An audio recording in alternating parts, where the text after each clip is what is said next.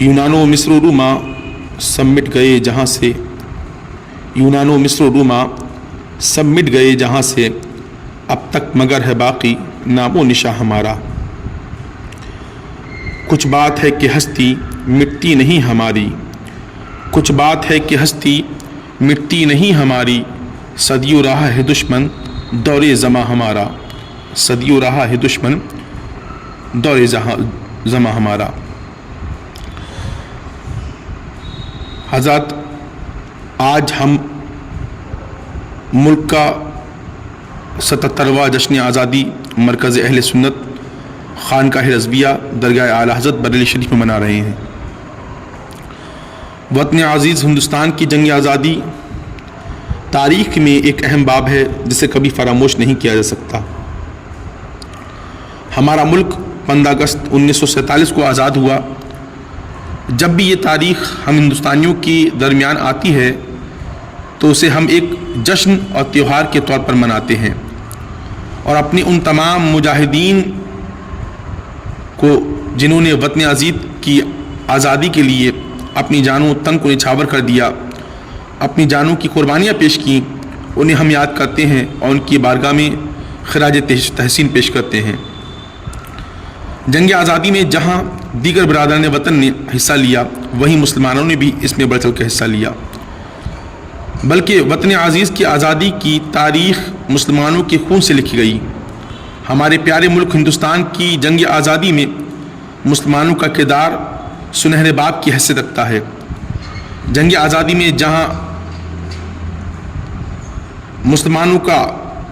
جوش و ولولہ، عزم و ہمت، ایثار و قربانیاں ایک ناقابل فراموش داستاں ہیں۔ 1754 سے لے کر 1947 عیسوی تک سالہ سال کی عظیم محنت اور لاکھوں جانوں کی قربانیوں کے بعد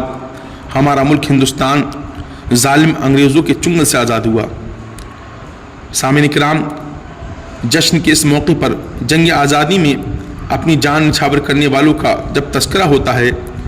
تو ہمارے علماء کرام کا کہیں بھی ذکر نہیں ہوتا۔ حیرت ہوگی کہ جب آپ سنیں گے یا پڑھیں گے کہ مسلمان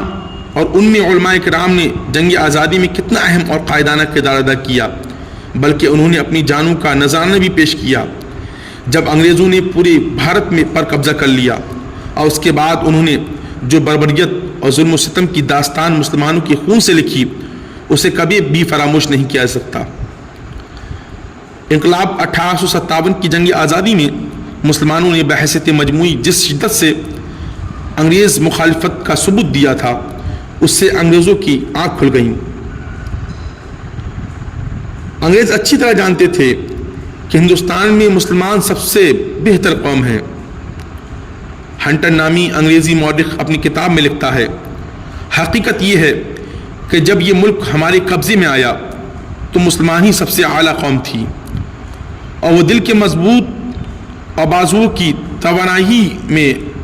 برتن نہیں تھے، بلکہ سیاست اور حکومت عملی کے عمل میں بھی سب سے افضل والا تھے۔ حضرت شاہ ولی اللہ محدث دہلوی، شاہ عبدالعزیز محدث دہلوی، علامہ فضل خیر آبادی اور دیگر علماء کرام نے تحریک آزادی 1857 سے پہلے ہی شروع کر رکھی تھی، لیکن باضابطہ طور پر اس کا اعلان 1857 میں دہلی کی جامع مسجد سے فتویٰ جہاد جاری کرنے کے بعد کیا۔ ان کی کوششوں کو دیکھ کر صرف مسلمان ہی نہیں بلکہ غیر مسلم ہندوستانی بھی نہایتی تیزی کے ساتھ اس تحریک میں شامل ہونے لگے۔ انقلاب 1857 کے بانی در حقیقت اس وقت کے علماء کرام ہی تھے، لہٰذا یہ تاریخ کی حقیقت کا اظہار ہے کہ تحریک آزادی کے بانی اور محرر اول مسلمان ہی تھے۔ ممتاز علماء انقلاب 1857 نامی کتاب میں ایک انگریزی فوجی لکھتا ہے کہ دہلی دروازہ سے پشاور تک اور گرینڈ ٹنگ روڈ کے دونوں ہی جانب شاید ہی کوئی خود قسمت درخت ہوگا جس پر انقلاب 1857 کے رد عمل اور اسے کچلنے کے لیے ہم نے ایک یا دو عالم دین کو پھانسی پر نہ لٹکایا ہو۔ ایک اندازے کے مطابق تقریباً 22,000 علماء کرام کو پھانسی دی گئی۔ مزید ان کے ظلم و ستم کی داستان وہ اپنی کتاب میں لکھتا ہے کہ ایک اندازے کے مطابق 1857 میں 5 لاکھ مسلمانوں کو پھانسی دی گئی، اور جو بھی معزز مسلمان انگریزوں کے ہاتھ لگ گیا اس کو ہاتھی پر بٹھایا گیا اور درخت کے نیچے لے گئے، اس کی گردن میں پھندا ڈال کر ہاتھی کو آگے بڑھایا گیا، لاشیں پھندے میں جھول گئیں،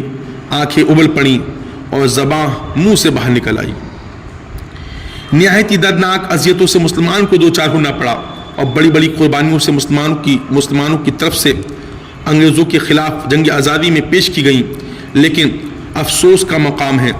جہاں دوسروں نے مسلمانوں کی قربانیوں کو نظر انداز کیا، وہیں اپنوں نے بھی جہاں مسلمانوں کی قربانیوں سے اپنی آنے والی نسلوں کو متعارف کرانے کا کام بھی نہیں کیا۔ اس کا نتیجہ یہ نکلا کہ ہمارے بچے بھی ہمارے ان جاباز مجاہدوں کے نام اور ان کے کارناموں سے ناواقف ہیں۔ ان مجاہدین اور علماء اکرام نے جنگ آزادی میں بڑھ چڑھ کر حصہ لیا اور خوب قربانیاں پیش کیں، جنگ آزادی کے وقت طرح طرح کی مصیبتیں اٹھائیں، پریشانیاں جھیلیں، ملک و ملت کے لیے اپنی جانیں قربان کرنے سے بھی پیچھے نہیں ہٹے، اور انہوں نے علماء اکرام اور مدرسوں نے جنگ آزادی میں بڑھ چڑھ کر حصہ لیا۔ ہمیں بھی آج اپنے وطن عزیز کے لیے یہ جذبہ رکھنا چاہیے۔